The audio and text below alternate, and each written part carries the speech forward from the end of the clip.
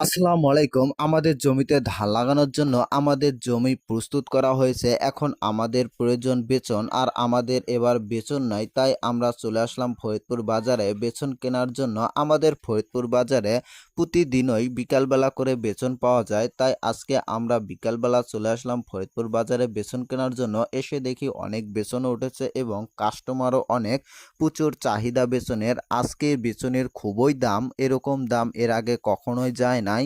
২,১৮০০ টাকা পণ, আর বাজারের ১ পণ দিয়ে ১ বিঘা জমি কখনোই হয় না। তাই ভাবলাম বেচনের এত দাম হলে কেমনে জমি লাগানো যায়। তো আমাদের এলাকায় বেচনের দাম হওয়ার কারণ হচ্ছে কিছুদিন আগে আমাদের এলাকায় মোটামুটি বন্যা হয়েছিল, আর এই বন্যা হওয়াতে অনেকের জমির ধান নষ্ট হয়ে গেছে। এই জমিতে দুইবার করে ধান লাগানো হচ্ছে। সবাই হিসাব করেই বেচন উৎপাদন করে, আর উৎপাদন কম হয়ে গেছে কারণ সবাই তো বেচন শেষ করে ফেলেছিল তখনই ধান লাগিয়ে। এখন তাদের জমির ধানগুলো নষ্ট হয়ে যাওয়াতে তাদের আবারও বেচন কিনতে হচ্ছে বাজার থেকে। আর অল্প সংখ্যক মানুষের বেচন ছিল, সেইগুলোই এখন বিক্রি করার জন্য চলে আসছে বাজারে।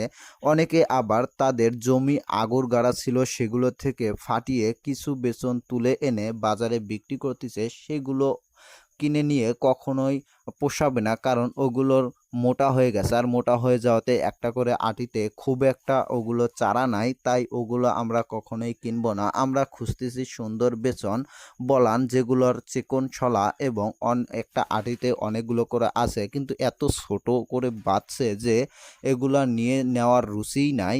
তো এগুলা অনেক দাম। আজকে আজকে আমাদের বাজারে খুবই লোক আসছে বেসন কেনার জন্য। সবাই হয়তো বা আজকে বেসন পাবে না, কারণ যে পরিমাণের বেসন উঠেছে আমাদের ফরিদপুর বাজারে তার চেয়ে অনেক গুণ বেশি কাস্টমার। তাই বা সবাই দাম অনেক বেশি চাচ্ছে।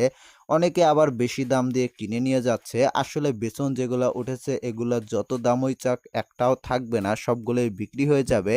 তো আমি ভাবতেছি আজকে বেসন কিনবই না, এত দাম দিয়ে বেসন কেনা অসম্ভব। তাই আজকে আমরা বেসন কিনলাম না।